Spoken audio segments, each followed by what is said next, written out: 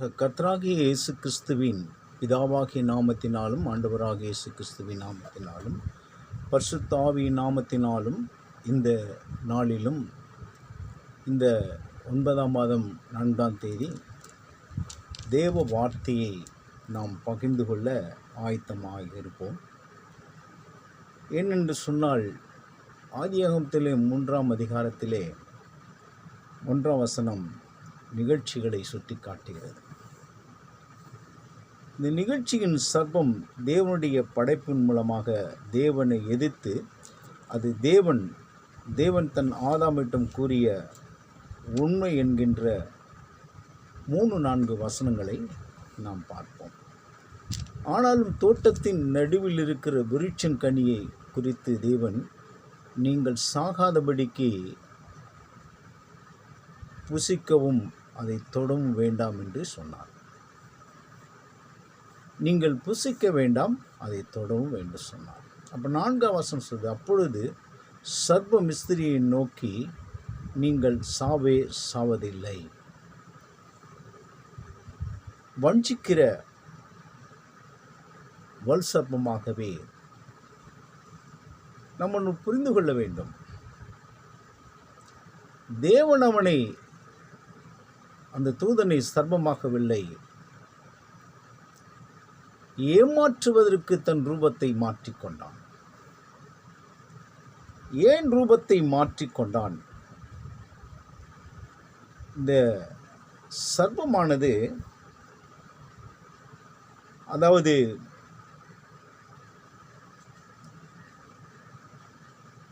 மனிதனை இனம் உள்பட அனைத்தையும் சிருஷ்டிகளையும் தேவன் சபிக்க செய்துவிட்டது.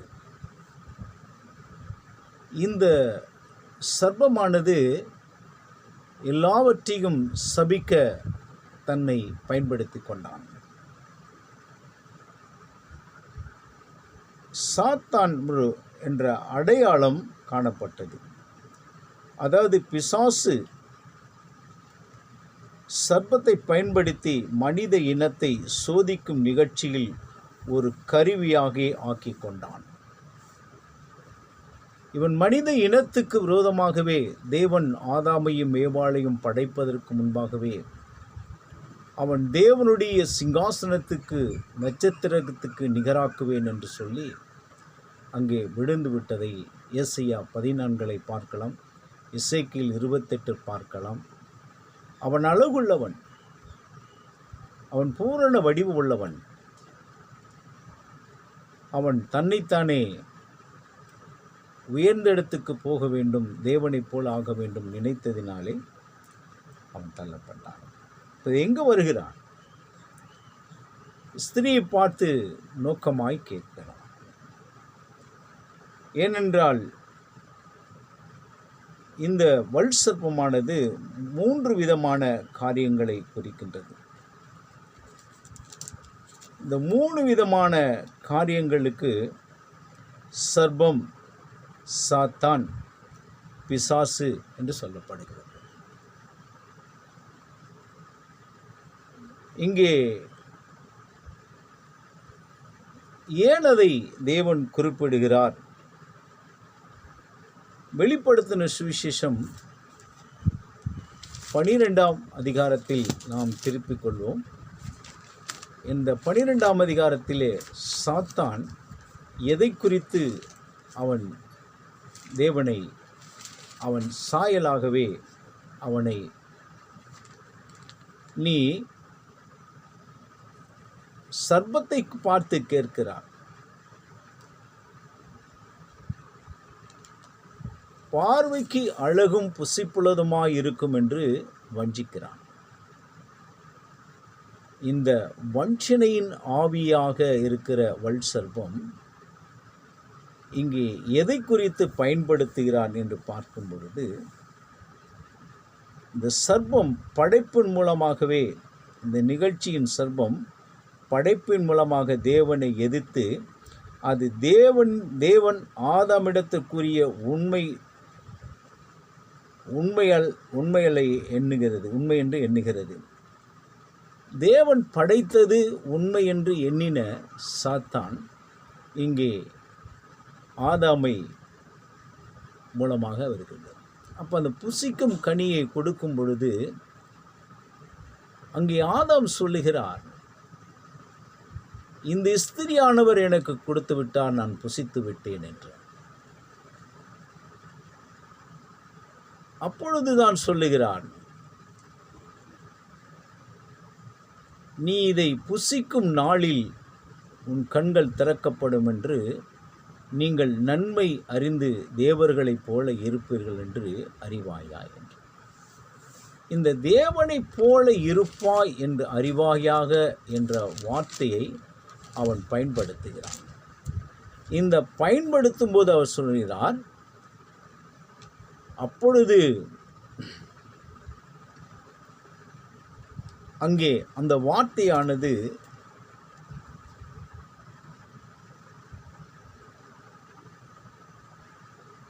அப்பொழுது ஸ்திரியானவள் அந்த விருட்சத்தின் புசிக்கும் நல்லது பார்வைக்கு இன்பமும் புத்தியை தெளிப்பதற்கு இச்சிக்கப்பட்டது விருட்சமாக இருக்கிறது என்று கண்டு அதன் கனியை பறித்து புசித்து புருஷனுக்கு கொடுத்தாள். இன்பமும் தேவர்களைப் போல இருப்போம் என்று. அப்போ வஞ்சிக்கிற இச்சிக்கப்பட்ட ஒரு வார்த்தை நாம் எடுத்துக்கொள்ள வேண்டும். இந்த இச்சையின் ஆவி அது மாறாதது, திறக்கப்பட்டது. நிர்வாணியாகவே அவர்கள் இருக்கின்றார்கள். படைப்பை நிர்வாகமாக தான் படைத்தான் தேவன். அவர்கள் தேவ சாயலை விட்டு போகும்போது அவர்கள் தன் இச்சிக்கப்பட்டதனால் தெரிந்து கொள்ளப்பட்ட தன் சரீர அவயங்களை மாற்றி தன் வெட்கத்தோடு குனிந்து போகிறார்கள். ஆனால் ஒரு கருவியாக பயன்படுத்தி வெளிப்படுத்தின சுவிசேஷம் 12:9 நாம் வாசிப்போம். உலகனத்தையும் மோசம் போக்கிற பிசாஸ் என்னும் சாத்தான் என்னும் சொல்லப்பட்ட பழைய பாம்பாகிய பெரிய வற்சர்ப்பம் தள்ளப்பட்டது. இது பூமியில் வீழ்த்தப்பட்டது. அதோடு கூட அதை சேர்ந்த தூதர்களும் தள்ளப்பட்டார்கள். அன்புக்குரிய தேவனுடைய பிள்ளைகளே, நாம் ஆதியிலே வாசித்த அந்த 3ஆம் அதிகாரத்தில் ஆதியாகமத்தில் வாசித்த வார்த்தை இங்கே வெளிப்படுத்தின சுவிசேஷம் 9 தேவன் தமக்கு யோவான் மூலமாக வெளிப்படுத்துகிறார். அதோடு கூட சேர்ந்த தூதர்களும் தள்ளப்பட்டார்கள், பூமியிலே தள்ளப்பட்டார்கள். வானத்தின் ஒரு பெரிய சத்தம் உண்டாயிற்று. இப்பொழுது ரட்சிப்பும் வல்லமையும் தேவனுடைய ராஜ்யம் அவருடைய கிறிஸ்துவின் அதிகாரம் உண்டாயிருக்கிறது. இரவும் பகலும் தம்முடைய தேவனுக்கு முன்பாக தம்முடைய சகோதரர் மேலும் குற்றம் சுமத்தும் பொருட்டாக அவர் மேல் குற்றம் சாட்டுகிறவன் தாழ்த்தப்பட்டு போவான். யார் மீதும் குற்றம் சொல்ல முடியாது. படைப்பிலும் குற்றம் செய்ய முடியாது, உருவாக்கியதிலும் குற்றம் செய்ய முடியாது. தேவன் எது அவருக்கு நன்மை என்று கண்டதோ தீமை என்று கண்டதோ, இந்த உலகம் படைக்கும் பொழுது நன்மை தீமை அறியத்தக்கவனாய் நம்மில் ஒருவனை உருவாக்கினோம், அவன் தம்மை விட்டு விலகி போனான் என்று ஆழ்ந்த வருத்தத்தில் தன் இருதயத்தின் கவலையோடு அவர் இருந்தார். இந்த சர்ப்பமானது இங்கே சொல்லப்படுகிறது. வெளிப்படுத்தின 12:11 மரணம் நேரிடா இருந்தாலும் அதற்கு தப்பும்படி தங்கள் ஜீவனையும் பாராமல் ஆட்டுக்குட்டி இரத்தத்தினாலும் தங்கள் சாட்சியின் வசனத்தினாலும் அவனை ஜெயித்தார்கள். இப்ப கிறிஸ்து இயேசு உலகத்துக்கு வருகிறார். அவர் ஆவியினால் நிரப்பப்பட்டு வனாந்திரத்துக்கு கொண்டு போகப்பட்டு அவர் பரிசுத்திக்கப்படுகிறார். இந்த பரிசுத்திக்கப்படும் போது 40 நாள் அவர் பிசாசின் கரங்களிலே ஒப்புக் கொடுக்கப்படுகிறார். ஒப்பு கொடுக்கப்படும் போது இங்கு ஆதியாகமத்திலே நாம் வாசிக்கிறோம், அவர் விந்துக்கும் இவள் விந்துக்கும் பகை உண்டாக்குவேன், அவர் தலையை நசுக்குவார். இங்கே வெளிப்படுத்தின இங்கே நம்ம புதிய ஏற்பாட்டிலே இயேசுநாதர் சொல்கிறார், இந்த உலகத்தின் அதிபதி வருகிறார், என்னிடத்தில் ஒன்றில்லை, அவன் தலையை நசுக்கி விட்டேன். ஏன் இங்கே இதை எழுதுகிறார் என்று பார்க்கும்போது 12 வசனம், இந்த 12 வெளிப்படுத்தின 12 ஆகையால் பரலோகங்களே அவைகள் வாசமாயிருக்கிறவர்களே களி கூறுங்கள், பூமியின் சமுத்திரத்தில் குடியிருக்கிறவர்களே ஐயோ, பிசாசாவனன் தனக்கு கொஞ்ச காலம் மாத்திரம் உண்டென்று அறிந்து மிகுந்த கோபம் கொண்டு உங்களிடத்தில் இறங்கினபடியினாலே உங்களுக்கு ஆபத்தென்று சொல்ல கேட்டேன். வலு சர்ப்பமானது தன் பூமியிலே தள்ளப்பட்டதை குறித்து, பூமி தள்ளப்படுகிறான், வலு சர்ப்பத்தை தள்ளிவிட்டார். எங்கிருந்து? பரலோகத்திலிருந்து பூமிக்கு தள்ளிவிட்டார். அவன் தள்ளிவிட்ட பொழுதுதான் இங்கே தன் ரூபத்தை மாற்றிக்கொள்ளுகிறான். அந்த ஸ்திரியானவளிடத்திலே வந்து வஞ்சிக்கிற ஒரு மூர்க்கத்தை உருவாக்குகிறான்.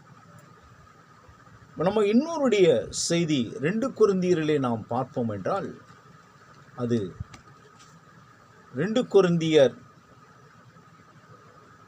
11ஆம் அதிகாரத்திலே நாம் வாசிப்போம்.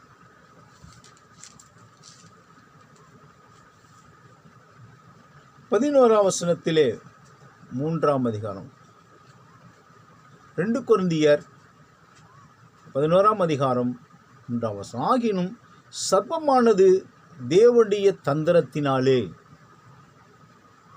ஏவாளை வஞ்சித்தது போல உங்கள் மனம் கிறிஸ்துவை பற்றும் உண்மையின்றி விலகும்படி கெடுக்க வேண்டுமென்று பயந்திருக்கிறேன்.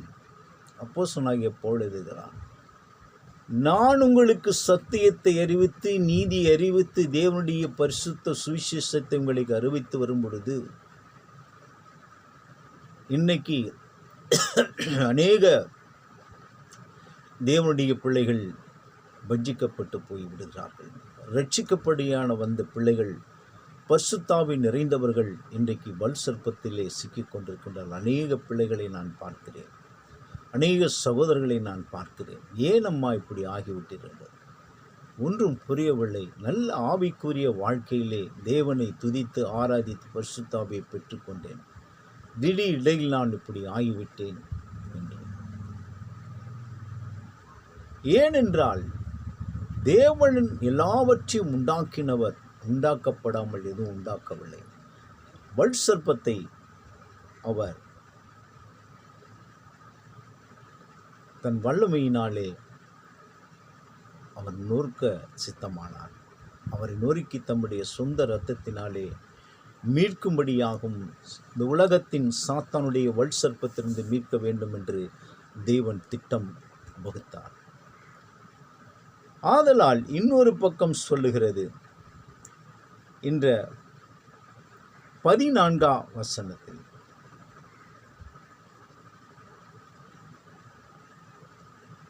இதே 2 கொரிந்தியர் 11ஆம் அதிகாரம் 14ஆம் வசனம் சொல்லப்படுகிறது. இங்கே 13ஆம் வசனம் சொல்லப்படுகிறது, அப்படிப்பட்டவர் கள்ள அப்போஸ்தலர்களும் கபடமுள்ள வேலையாட்களும் கிறிஸ்துவின் அப்போஸ்தலரின் வேஷத்தை தரித்து கொண்டவருமாயிருக்கின்றார்கள். இன்றைக்கு அநேகர் கள்ள போதகர்கள், கள்ள தீர்க்கதரிசிகள், அப்போஸ்தலனாகிய பவுல், சீலா, யோவான், இயேசு கிறிஸ்து இப்போல தன் தரித்து கொண்டு இயேசுவும் சொல்லுகிறார், கள்ள போதர்கள், கள்ள தீர்க்கதரிசி. இப்போ வஞ்சிக்கிற ஆவிகள் தமக்குள் வரும் பொழுது தாம் சிந்திக்க அழைக்கப்பட்டிருக்கின்றோம். அது ஆச்சரியம் அல்ல.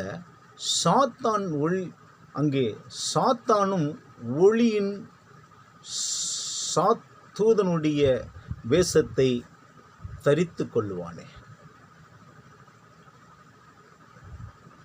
இப்பிரஞ்சத்தின் தேவனானவன், வேதம் சுட்டி காட்டுகிறது, இப்பிரஞ்சத்தின் தேவனானவன் இயேசுகிட்ட வந்து கேட்க, தாழ்வை குதி, பூமியின் ராஜ்யங்கள் எல்லாம் உனக்கு தருவேன் என்று தேவன் கடிந்து கொள்கிறார். அவன் ஜனங்களை மோசம் போக்கினான், ஈனப்படுத்தினான். இதுதான் வேதம் சுட்டி காட்டுகிறது. என்ன சுட்டி காட்டப்படுகிறது? ஏசாயா தீர்க்கதரிசி புஸ்தகம் 14ஆம் அதிகாரத்தில் இப்படியாய் சொல்லப்படுகிறது. அந்த 14ஆம் அதிகாரத்துக்குள் போகும்போது அங்கே சொல்லப்படுகிறது,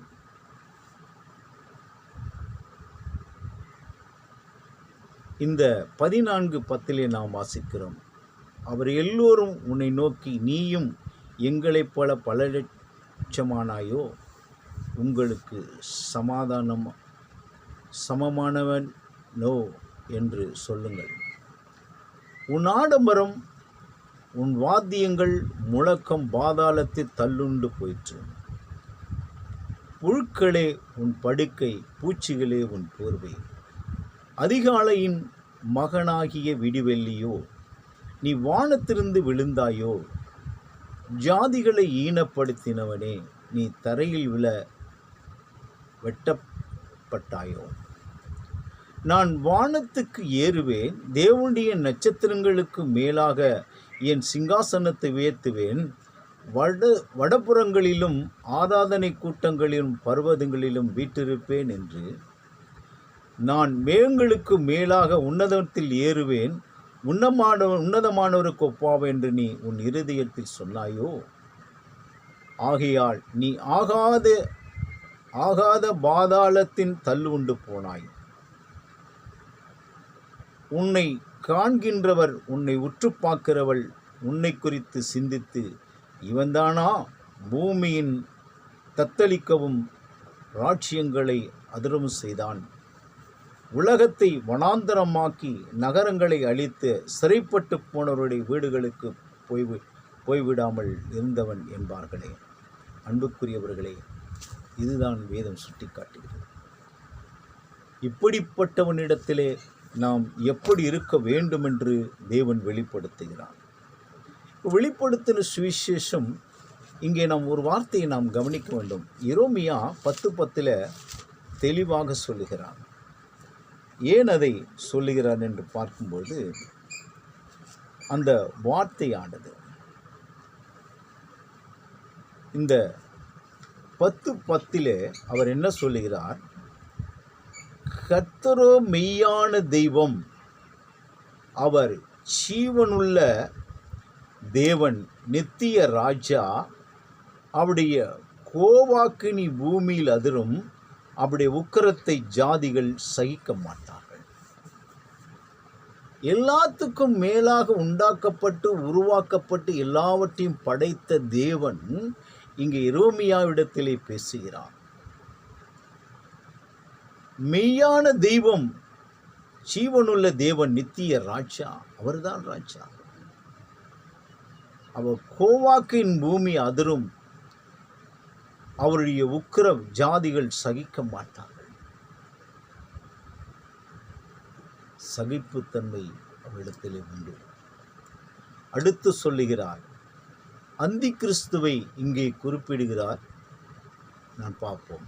11ஆம் வசனம், எரேமியா 10:11. வானத்தையும் பூமியும் உண்டாக்காத தெய்வங்கள் பூமியில் இந்த வானத்திற்கு இராதபடி அழிந்து போகும் என்பதை அவர்களுக்கு சொல்லுங்கள். இந்த வானத்தையும் பூமியும் உண்டாக்காத தெய்வங்கள் பூமியில் இராதபடி அவர் அழிந்து போகும் என்று சொல்லுங்கள் என்று சொல்லுகிறார். அப்ப இங்கேயும் அந்தி கிறிஸ்துவுடைய ஆளுமை இருக்கின்றது. அங்கே அப்போஸ்தலனாகிய பவுலும் 2000 வருடங்களுக்கு இயேசுவுக்கு பின்பாக அந்தி கிறிஸ்து என்று எழுதப்படுகிறது. அந்தி கிறிஸ்து என்று வேதம் சுட்டி காட்டுகிறது.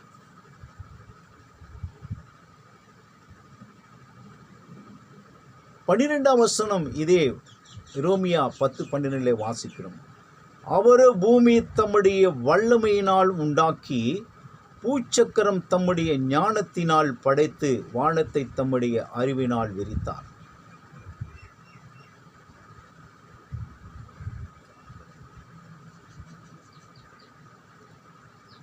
அவர் சத்தமிடுகையில் வானத்தின் திரளான தண்ணீர்கள் உண்டாயிருக்கின்றது.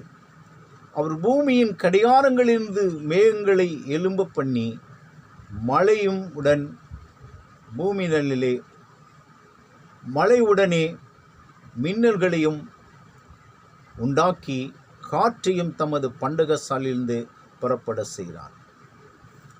அடுத்து சொல்றார், மனுஷன் யாவரும் அறிவில்லாத மிருக ஜீவனாக இருக்கிறார்கள் என்று பார்க்கிறோம்.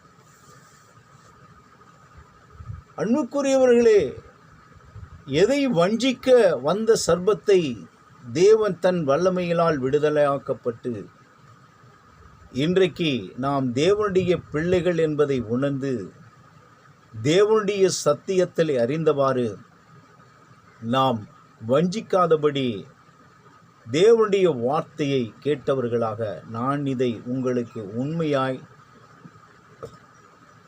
இது நான் ஒன்றும் பெரிய பைபிள் காலேஜில் படிக்கல, 23 வருடமாகவே பைபிளும் தேவனுடைய ரகசியங்களும் அறிந்து உங்களுக்கு வெளிப்படுத்துகிறேன். இந்த சர்ப்பமானதை நாம் புரிந்து கொள்ள வேண்டும். கிறிஸ்து யார் என்பதையும் நான் புரிந்து கொள்ள வேண்டும். தேவன் உங்களோடு கூட இருப்பாராக. தேவ ஜனங்களே, தேவ பிள்ளைகளே, வாலிபர்களே, வாலிப சகோதரர்களே, இதை கேட்டு பயனடைங்கள். நான் இதை ஏன் உங்களுக்கு தேவன் உங்களோடு பேசும்படியாக வைத்தார் என்று சொன்னால், இந்த வஞ்சிக்கிற ஆவிகள் உலகத்தில் உண்டு. அவள் தன் ஆதாமையும் ஏவாளையும் விட்டுவிடவில்லை. அவள் நிர்வாணியாக இருந்தாலும் அவர்களுக்கு தோளாடை உதித்து அவர்களை பராமரித்தார். வேதம் சுட்டி காட்டுகிறது, மன்னிக்க அவர் வல்லவராக இருக்கிறார். அவர் தம்மை ரட்சிக்க மகிமையுள்ள சிங்காசனத்தில் வீற்றிருக்கிறார். தமக்காக சிந்தப்பட்ட ரத்தம், தமக்காக ஜீவனை கொடுத்தவன். அவர் ஜீவனுடைய தேசத்தில் நமக்காக அறுப்புண்டு போனார். மீண்டும் அந்த ஜீவனுடைய தேசத்துக்கே வந்தார். அந்த ஜீவனுடைய தேசத்தில் தம்முடைய இளைப்பாறுதலுக்கு அவர் பிரவேசிக்க வல்லவராக இருந்து தம்மை இளைப்பாறுதலை கொண்டு போகிறார். அந்த இளைப்பாறுதலை கொண்டு போகும் பொழுது சிறுவேல் மக்கள் கடந்து வரும்போது அங்கே சொல்லப்படுகிறது, தேவனுடைய கோவாக்கை நான் பிதாக்களை இளைப்பாறுதலை பிரவேசிப்பதிலென்றை ஆணையிட்டார். ஆனாலும் கிறிஸ்து இயேசு தன் ஜீவனுடைய தேசத்தில் தம்முடைய வாழ்க்கையை அர்ப்பணித்து தம் ஜனங்களுக்காக, தன் பிள்ளைகளுக்காக, அன்பு நேசிக்கிறவர்களுக்காக, விசுவாசம் உள்ளவர்களுக்காக, பரிசுத்தம் பெற்றவர்களுக்காக, ரட்சிக்கப்பட்டவர்களுக்காக, தேவ வசனத்தை கை கொண்டவர்களுக்காக, தேவனுடைய வார்த்தைகளை கேட்கிறவர்களுக்காக, வேதத்தை நாம் முழுமையாக அறிந்து கொண்டவர்களாக, வேதத்தை இயேசுநாதர் சொல்றாரு, வேதத்தை ஆராய்ந்து அறிந்து கொள்ளென்று. அறிந்து கொள்ள வேண்டும். நாம் அறியாத எதுவும் பேசக்கூடாது. இந்த உலகத்தில் இன்னைக்கு வேதத்தை அறியாத வார்த்தைகள் வந்து கொண்டிருக்கின்றது. தேவனை அறிந்தவர்களை தேவன் முழுமையாக நம்புகிறார். அநேக இடங்களில் தேவன் வேதத்தை சுட்டி காட்டுகிறார். இப்படியாய் தேவன் தம்மோடு கூட பேசுகிறார். தமது வார்த்தைகளை நிரப்பிக் கொண்டிருக்கின்றார். பழக்கம் உள்ளவர்களாக, நண்பர்களாக, தேவனிடத்தை அப்பா பிதா என்று அழைக்கிற புத்திர சுவாரத்தின் ஆவியை பெற்றவர்களாக இருக்க வேண்டும் என்று உங்களை இயேசுவின் நாமத்தில் வாழ்த்துகிறேன். இந்த வசனங்களை ஆராய்ந்து பாருங்கள், கேட்டு பாருங்கள். உங்கள் இருதயம் தேவனுக்கென்று இருக்கும் என்று நான் நம்புகிறேன். கர்த்தர் உங்களை ஆசீர்வதிப்பாக. ஜெபிப்போம். எங்கள் அன்பின் பரலோக பிதாவாகி தேவனே, ஆண்டவராகி இயேசுப்பா, இந்த வார்த்தை உம்முடையது. இந்த வார்த்தை ஆவியினால் நிரப்பப்பட்டு பரிசுத்தமான தேவனிடத்திலிருந்து கிடைக்கின்ற பரிசுத்தாவியின் உன்னதமானவரிடத்திலிருந்து வருகிற வசனங்களை கொண்டு நாங்கள் உம்முடைய வார்த்தைகளை கொடுக்கிறோம் தகப்பனே. இதை கேட்டுக்கொண்டு அனைவரும் மனம் திரும்பி தேவனுடைய சத்தியம் உள்ளவர்களாக, நீதி உள்ளவர்களாக, நியாயம் உள்ளவர்களாக, இவர்களுக்கு பாவங்களை மன்னித்து இவர்களை சோதனைக்குள் பிரவேசிக்காமல் தீமை ரசித்தலும் பாவத்தை மன்னிக்க மனுஷகுமாரனுக்கு அதிகாரம் என்று பார்க்கிறோம் ஆண்டவரே. அந்த அதிகாரம் பெற்ற தேவனே இவர்களை ஏற்றுக்கொள்ளும், வழிநடத்தும், பரிசுத்தப்படுத்தும். இயேசுவின் நாமத்தில் நல்ல பிதாவே.